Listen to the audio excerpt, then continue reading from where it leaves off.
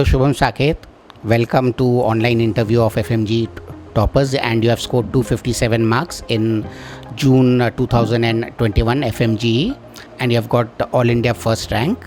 Congratulations. Thank you, sir. Thank you for having me here. It's my pleasure. So let us start from the starting. In which year did you go to the Philippines?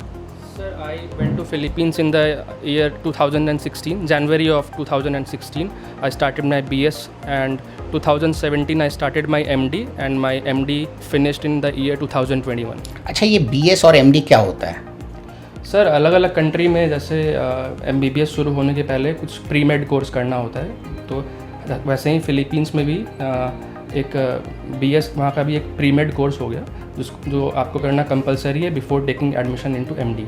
तो जैसे अगर आपने यहाँ से India से BSc वगैरह नहीं किया और सीधा आप 12th के बाद जा रहे हैं तो आपको वहाँ पे BS करना कंपलसरी होता है.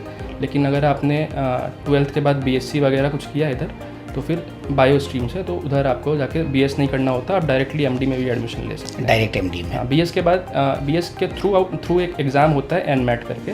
तो जनरल जो प्रोसेस यही है कि BS में जाइए, वहाँ NMAT का एग्ज़ाम होता है, वो क्लियर कीजिए, फिर आपका MD में एडमिशन हो जाता है. कितना साल का प्रोग्राम होता है BS और कितना साल का MD होता है? सर, मैं जब गया था हमारे यहाँ तो 10 मंथ्स का प्रोग्राम उस वक्त हुआ करता था, बट अभी शायद कुछ चेंज हुआ है हमारे कॉलेज में, तो शायद अब बढ़ गया है थोड़ा दिन.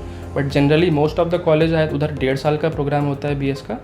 हमारे कॉलेज में अब 2 साल का हो गया है, और MD का जो प्रोग्राम है वो 4 साल का होता है. 4 साल इंक्लूडिंग क्लर्कशिप. और एक चीज़ और आप हमको बताइए कि आपने फिलीपींस ही क्यों चूज़ किया? और भी तो बहुत सारे कंट्रीज थे, चाइना, यूक्रेन, बेलारूस, बहुत सारे कंट्रीज़ हैं, तो आपने फिलीपींस क्यों चूज़ किया? यस सर, एक्चुअली मेरे जो कज़न है वो यूक्रेन से MBBS ऑलरेडी करके आए हुए हैं. तो वहाँ पे उन्होंने अपने बहुत सारे फ्रेंड से बात किया. जब वो इंटर्नशिप कर रहे थे दिल्ली में, तो वहाँ भी बहुत सारे लोगों से इंटरेक्शन हुआ, तो उनको ऐसा पता चला फिलीपींस में जो एक तो जो कोर्स का ड्यूरेशन है वो थोड़ा कम है यूक्रेन से या अदर कंट्रीज से. दूसरा, एक मीडियम वहाँ पे जो है वो जो लैंग्वेज है वो इंग्लिश है. वहाँ के मैक्सिमम जो पॉपुलेशन के लोग हैं वो इंग्लिश बोल लेते हैं आराम से. और वहाँ जो क्लाइमेट है वो भी इंडिया से मिलता जुलता है, ट्रॉपिकल कंट्री है, और कॉस्ट भी काफ़ी अफोर्डेबल है. तो ये सब सोचते हुए फिर उन्होंने मुझे सजेस्ट किया NVF के बारे में, क्योंकि वो भी आपके थ्रू ही यूक्रेन गए थे MBBS करने के लिए. तो जब उन्होंने सजेस्ट किया तो फिर मैंने आप लोगों से कांटेक्ट किया. फिर आप लोगों ने मुझे और भी पूरा इन्फॉर्मेशन दिया फिलीपींस के बारे में, जिससे मुझे बेटर गाइडेंस मिला डिसीज़न लेने के लिए, और सही था. फिलीपींस आना मेरे लिए बहुत ज़्यादा लकी साबित हुआ कह सकते हैं, क्योंकि वहाँ का जो जो कॉस्ट है कम है, इंग्लिश में वहाँ पे पढ़ाई होती है, और जो क्लाइमेट वो इंडिया से मिलता जुलता है, तो डिजीज़ का जो स्पेक्ट्रम है वो इंडिया से काफ़ी मिलता जुलता है. तो ये सब देखते हुए मैंने डिसाइड किया कि फिलीपींस से MBBS करूँगा. क्लास 12 में कितना परसेंटेज आया था? सर, क्लास 12 में मेरा CBSE बोर्ड था, तो उसमें मेरा स्कोर था 87.5%. ओके. एंड आप क्लास 12 के बाद सीधा चले गए कि आपने इंडिया में कुछ प्रिपरेशन किया? मैं क्लास 12 के बाद कोटा गया था. वहाँ पे क्लास 12 में नहीं, एक्चुअली 10th के बाद कोटा गया था. 2 साल उधर जो एलन जो इंस्टीट्यूट है वो ज्वाइन किया. फिर 1 साल ड्रॉप ईयर लिया था, उसके बाद फिर फिलीपींस गया. अच्छा शुभम, इस बार जैसे हमने देखा जून 21 का जो एग्जामिनेशन हुआ FMG का, तो इसमें टॉप 6 स्टूडेंट्स फिलीपींस के थे आउट ऑफ 10. टॉप 10 में से 6 स्टूडेंट फिलीपींस के थे, और टॉप 15 में एटलीस्ट 4-5 स्टूडेंट्स तो हम ही लोग के थे. तो मतलब फिलीपीन इतना अच्छा क्यों कर रहा है FMG में? इसके पीछे क्या रीज़न है? सर, रीज़न तो एक मुझे ये लगता है क्योंकि वहाँ पे US का करिकुलम फॉलो होता है, और आजकल जो एग्ज़ाम का पैटर्न जो ट्रेंड है वो शिफ्ट हो रहा है क्लिनिकल साइड पे ज़्यादा, और US का जो पैटर्न हमेशा से ही क्लिनिकल ओरिएंटेशन पे ज़्यादा फोकस करता रहा है. तो एक तो ये रीज़न है कि वहाँ पे हमको क्लिनिकल जो हमारा कोर्स स्ट्रक्चर है वहाँ बहुत क्लिनिकल है, तो ये थोड़ा हमको हेल्प करता है. आजकल के जो नए ट्रेंड के MCQ बनते हैं एग्ज़ाम में वो क्लिनिकली ओरिएंटेड रहते हैं. तो एक तो ये एक बहुत बड़ा रीज़न जो मुझे लगता है फिलीपींस में लोग अच्छा करते हैं. दूसरा, वहाँ पे पढ़ाई एकेडमिक माहौल काफ़ी अच्छा है कॉलेज का. वो लोग वीकली टेस्ट कंडक्ट करते हैं. जैसे हमारे कॉलेज में भी हर वीक एक जो MD में हर वीक टेस्ट होता था, और वो भी MCQ पैटर्न का रहता था. तो वहाँ पे आपको 4 साल के दौरान ही बहुत सारा MCQ प्रैक्टिस कॉलेज में ही हो जाता है.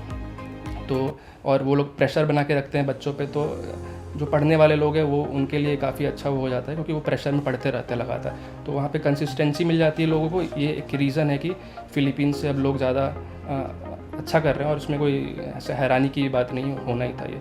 और आजकल तो बहुत सारे ऑनलाइन प्लेटफॉर्म लोग अपने कॉलेज डेज़ पे ही ले लेते हैं, जैसे बहुत सारा पीजी का प्रिपरेशन का ऐप आ गया है, एफएमजी का प्रिपरेशन का ऐप आ चुका है, तो लोग उसके थ्रू ही अपने कॉलेज के टाइम पे ही प्रिपेयर कर लेते हैं एफएमजी का, और फिर यहाँ आकर एग्ज़ाम देते हैं। अच्छा, आप एक चीज़ और हमको बताइए कि जैसे स्टूडेंट्स लोग जो और भी कंट्रीज़ जाते हैं, यूक्रेन हुआ, कोई भी कंट्री हुआ, चाइना हुआ, किर्गिस्तान हुआ, तो वहाँ पर हम लोग जैसे न्यूज़पेपर में एड्स देखते हैं या यूट्यूब में एड्स देखते हैं कि वो लोग बोलते हैं कि हम लोग आपको फर्स्ट ईयर से एमसीआई का मतलब कोचिंग देंगे, एफएमजी का।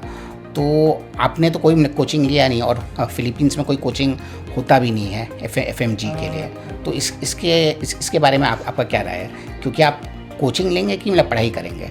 नहीं सर, एक्चुअली हाँ, ये मुझे पता है कि बहुत सारे कॉलेज यूक्रेन वगैरह या चाइना में भी कहीं कहीं जो कोचिंग वाले जाकर वहाँ पढ़ाते हैं, बट आजकल क्या है सर, ऑनलाइन प्लेटफॉर्म बहुत सारा आ गया। मैंने कोचिंग लिया है सर, ऑनलाइन ऐप लिया था मैंने, मैरो करके एक ऐप होता है, तो मैंने उसको सब्सक्राइब किया हुआ था अपने कॉलेज के टाइम पे ही, तो उस ऐप के थ्रू ही मैं प्रिपेयर करता था। आजकल तो इतना सारा कुछ ऑनलाइन आ चुका है, अब ऐसा ऑफलाइन कोचिंग का मुझे बहुत ज़्यादा नीड अब नहीं लगता। पहले एक टाइम पे हुआ करता था जब लोग कॉलेज पे सिर्फ अपना कॉलेज का पढ़ाई किया, फिर एक साल आके या फिर जितना 6 महीना आकर गौतम नगर में रहते थे अपना लोग दिल्ली में प्रिपेयर किया एफएमजी के लिए एग्ज़ाम। अब बहुत कुछ चेंज हो चुका है, आजकल ऑनलाइन प्लेटफॉर्म इतना सारा आ गया है कि आप घर बैठे आराम से पढ़ सकते हैं। तो अब जनरली लोग वही करते हैं, मैंने भी वही किया, ऑनलाइन प्लेटफॉर्म लिया था मैंने, उसके थ्रू प्रिपेयर किया और कॉलेज टाइम पे ही पढ़ता रहा लगातार उससे, और फिर एफएमजी इधर आके क्लियर किया। अच्छा, आपने तो मतलब फर्स्ट टाइम ही मतलब पास कर लिया, फर्स्ट अटेम्प्ट में, तो आपका एफएमजी पास करने का सीक्रेट क्या है? How many hours to study, या आपका बेस स्ट्रॉन्ग होना चाहिए, या क्या सीक्रेट है इसका? ऐसा अगर सर कोई सीक्रेट तो नहीं है, बट बस एक ये चीज़ है कि आपको हमेशा कंसिस्टेंट रहना है। जैसा आप जब भी मतलब एमबीबीएस के टाइम पे भी हो, तो ऐसा नहीं कि आप पूरे टाइम बस मस्ती कर रहे हो, उधर जाके 4 साल मस्ती किया, फिर आप सोच रहे हो कि इधर आके 6 महीना कोचिंग करके पास हो जाएंगे, तो ऐसा करना मुझे सही नहीं लगता। तो मैं तो यही एडवाइस करूँगा कि 4 घंटा 3 घंटा जितना भी हो, लेकिन डेली का डेली पढ़ते जाओ कॉलेज के टाइम पे, अपने अपने हिसाब से, सबका अलग अलग होता है, तो ऐसा कुछ सबके लिए फ़िक्स नहीं बता सकता कि मैं तुमको 8 घंटा पढ़ना है, 6 घंटा पढ़ना है। कोई 4 घंटा में ही क्वालिटी टाइम निकाल लेता है पढ़ने का, बहुत सारे लोग का 6 घंटा में भी कंसंट्रेशन नहीं बनता है, तो अपने अपने लोगों के हिसाब से वो वेरी करता है। तो लेकिन बस ये चीज़ ध्यान में रखना है कि कंसिस्टेंट रहना है, 4 साल पढ़ना है तो डेली पढ़ना है, तो जितना अपने हिसाब से 3-4 घंटा पढ़ लिया, तो कंसिस्टेंसी इज़ द की, यही मैं बोलूँगा। यही मेरे को हेल्प किया एफएमजी फर्स्ट अटेम्प्ट में क्लियर करने में। वहाँ से वापस आते हैं तो आपको इंडिया में फिर से इंटर्नशिप करना है क्या सर? कि ऑलरेडी आपका वहाँ पर इंक्लूडेड है इंटर्नशिप? अभी बहुत सारा इसमें रूल में चेंज आया हुआ है, तो कुछ स्टेट्स अलाउ कर रहे हैं कि आपका फिलीपींस वाला इंटर्नशिप को वो वैलिड मान रहे हैं, और आपको कुछ स्टेट में इंटर्नशिप नहीं करना है। लेकिन कुछ स्टेट अभी भी हैं, सर दिल्ली हो गया, हरियाणा हो गया, साउथ के कुछ स्टेट हो गए, यूपी हो गया, इन सब में शायद से अभी फिलीपींस का जो इंटर्नशिप है वो नहीं मान रहे हैं, आपको वापस आके रिपीट करना है। लेकिन कुछ स्टेट जैसे गुजरात, बिहार और वेस्ट बंगाल में भी, वेस्ट बंगाल शायद, हाँ, तो वहाँ पे फिलीपींस का इंटर्नशिप शायद वैलिड है, तो यहाँ पे आपको परमानेंट रजिस्ट्रेशन मिल जाएगा। तो स्टेट टू स्टेट वैरी कर रहा है ये चीज़। आप कहाँ से हैं? सर मैं भागलपुर बिहार से हूँ। भागलपुर बिहार से हैं। अच्छा, आप थोड़ा मतलब कैविडर्स के बारे में बताइए। मेरे कॉलेज में तो कैडावर जो डेड बॉडीज़ थी वो अवेलेबल थी, तो हमने तो फर्स्ट ईयर में अपना उसी पे डायसेक्शन वगैरह किया है।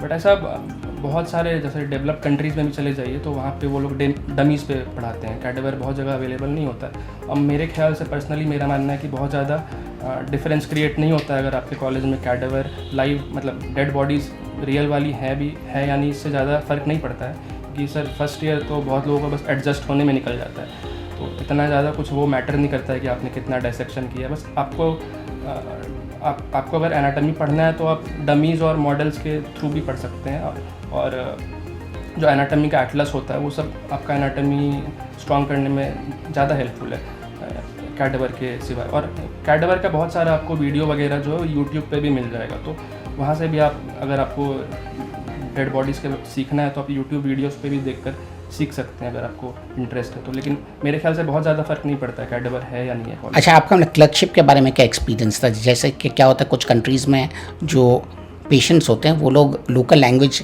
ही बोलते हैं, लोकल लैंग्वेज ही समझते हैं, उन लोग को इंग्लिश एकदम नहीं समझ आता। तो फिलीपींस में डील करते थे मतलब पेशेंट्स के साथ, तो वो क्या एक्सपीरियंस था? सर हाँ, फिलीपींस में ये बहुत ज़्यादा एक अच्छी बात यह है कि वहाँ की जो ज़्यादातर पॉपुलेशन वो इंग्लिश समझती है और मैक्सिमम लोग बोल भी लेते हैं, लेकिन समझता तो हर कोई ही है।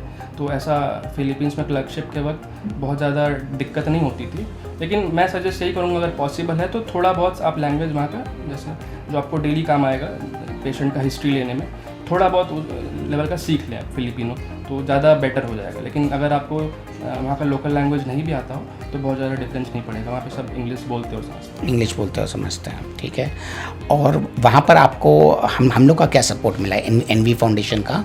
जैसे हम लोग का वहाँ पर स्टाफ है, हम लोग के जो बॉस है मतलब विवेक सर, वो वहीं पर रहते हैं, तो उन लोग का क्या सपोर्ट मिला आपको? हम लोगों को बहुत अच्छा सपोर्ट मिला उधर जाकर। जैसे हमें तो कुछ पता नहीं था, हम पहली बार आउट ऑफ इंडिया जा रहे थे इधर से, तो फर्स्ट डे ही उधर विवेक सर ने अरेंजमेंट किया हुआ था उधर रहने का, खाने पीने का, और उन्होंने हमें बहुत अच्छे से गाइडेंस भी दिया कि इस एरिया में जाकर रूम देख लो, यहाँ अवेलेबल। तो वो पर्सनली बहुत हेल्पफुल है। और चूँकि वो फिलीपींस में ही रहते हैं, तो जब भी किसी स्टूडेंट को ज़रूरत पड़ता है तो वो हमेशा अवेलेबल होते हैं। आप उनसे कॉल पे बात कर लीजिए, वो आपका प्रॉब्लम सॉल्व करेंगे ही करेंगे। और वहाँ डॉक्यूमेंटेशन, वीज़ा, ये वो सब चीज़ में बहुत प्रॉपर्ली उन्होंने हैंडल किया, बहुत प्रोफेशनली हैंडल किया। तो इससे हम लोगों को बहुत फ़ायदा हुआ, बहुत टाइम बचा।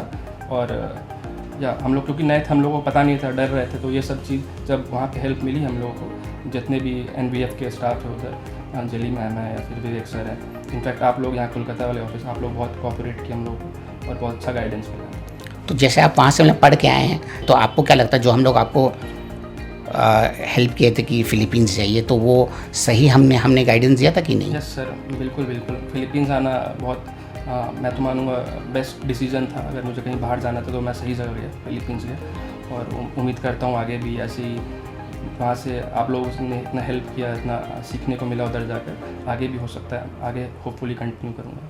थैंक यू शुभम, आपने इतना टाइम दिया, अपना प्रेशियस टाइम निकाला और आके हम लोग के साथ इंटरव्यू किया। आई एम 100% श्योर कि जितने भी स्टूडेंट्स हैं एंड पेरेंट्स हैं, इनको इस वीडियो से बहुत हेल्प मिलेगा और ये हम लोग के स्टूडेंट्स एंड पेरेंट्स को बहुत हेल्पफुल पड़ेगा। अगर आपको और कोई क्वेश्चन है तो आप ज़रूर हम लोग के चैनल में लिखिए। आप शुभम से बात भी कर सकते हैं, हम लोग का इंटरव्यू बार बार आएगा। अगर आपके क्वेश्चंस रहेंगे तो हम लोग एक सेशन और करेंगे। आपका जो भी क्वेश्चन है XYZ, क्योंकि यूट्यूब में सब कोई वीडियोस बनाता है, उसमें राइट इन्फॉर्मेशन भी रहता है, रॉन्ग इन्फॉर्मेशन भी रहता है। डॉक्टर शुभम साकेत के साथ जो ऑल इंडिया फर्स्ट है FMG का एग्जामिनेशन में, ये खुद आपका क्वेश्चन आंसर करेंगे। Thank you for seeing our interview. अगर आपको हम लोग का कंटेंट अच्छा लगा, please like, comment and subscribe to our channel.